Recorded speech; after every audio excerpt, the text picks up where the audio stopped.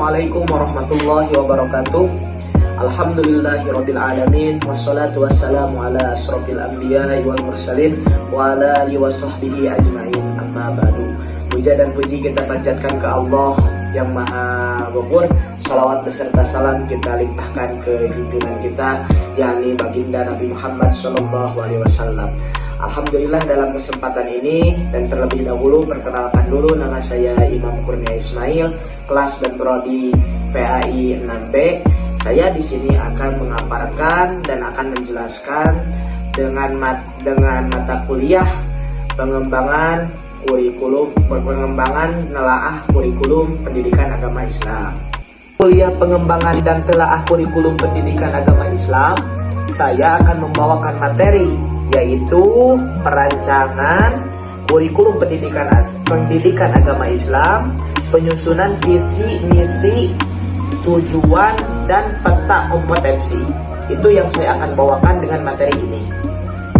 Sebelum kita memasuki materi, kita merenungkan dulu sejenak bahwasanya kenapa setiap lembaga harus punya visi, misi, tujuan, dan peta kompetensi. Kenapa? Karena jawabannya yaitu keempat kompetensi yang tadi itu akan berjalan searah dalam membawakan visi dan misi, tujuan, dan peta kompetensi kalau dibawakan ke lembaga. Karena secara terarah itu mampu menghasilkan lulusan sesuai dengan harapan.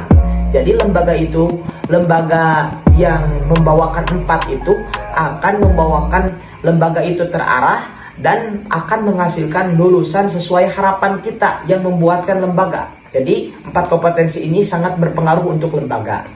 Setelah itu langsung apa pengertian perancangan kurikulum pendidikan agama Islam? Yaitu perancangan kurikulum pendidikan agama Islam adalah proses merencanakan seluruh komponen pembagian pendidikan agama Islam secara sistematis, mulai dari penentuan arah pendidikan hingga kompetensi yang harus dimiliki peserta didik. Perencanaan ini menjadi dasar bagi guru dalam melaksanakan pembelajaran yang efektif. Jadi itu yang dinamakan pengertian perancangan kurikulum pendidikan agama Islam.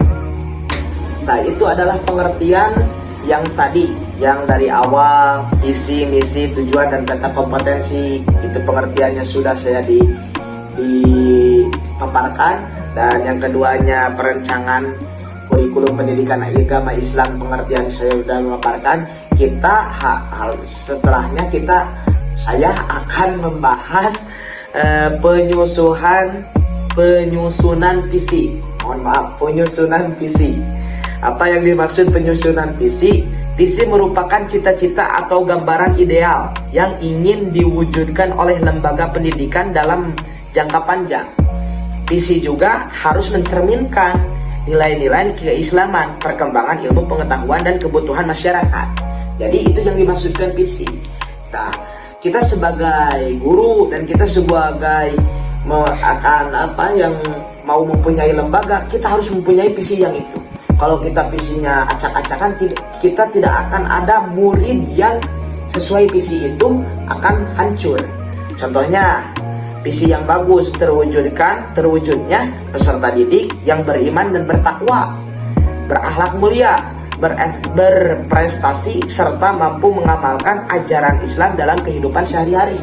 Itu contohnya. Kalau visi kita bagus, insya Allah kepada peserta didik akan menjadikan terwujudnya peserta didik yang tadi, yang beriman dan bertakwa, berakhlak mulia. Di zaman sekarang berakhlak itu susah. Peserta didik zaman sekarang itu gak sesuai dengan sekolahnya rata-rata. Itulah yang disebutkan penyusunan visi.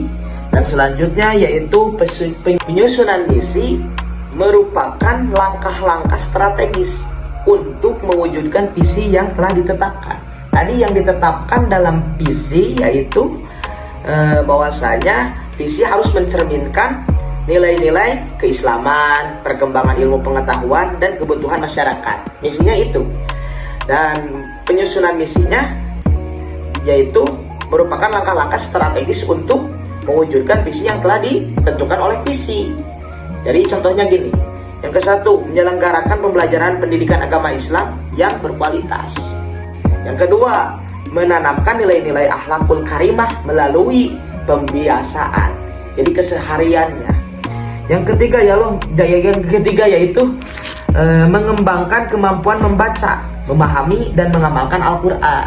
Itu. Yang keempat yaitu membangun karakter peserta didik yang disiplin, bertanggung jawab dan peduli terhadap sesama atau sesama manusia.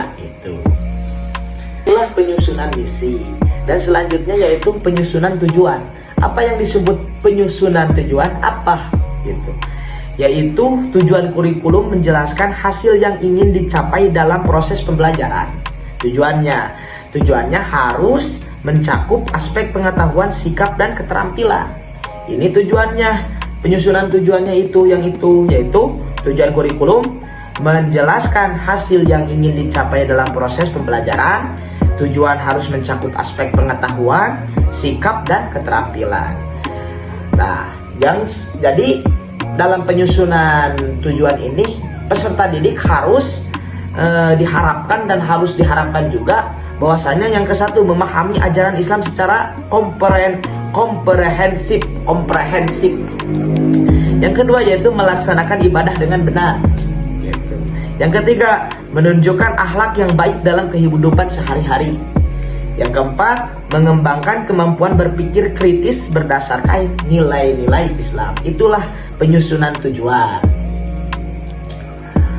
Dan yang keempat, setelah tadi membahas penyusunan tujuan, yang keempat yaitu penyusunan peta kompetensi.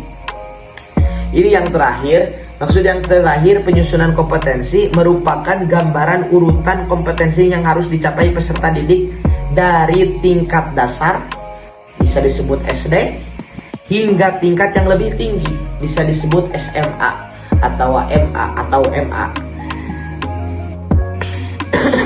Peta kompetensi membantu guru menentukan materi, metode, media, dan evaluasi pembelajaran agar lebih sistematis. Jadi ini sangat simpel ya, penyusunan peta kompetensi ini harus punya yang ke-1 materi, yang guru harus mempunyai materi, dan yang kedua metode, yang ke-4 media, dan evaluasi pembelajaran agar lebih sistematis.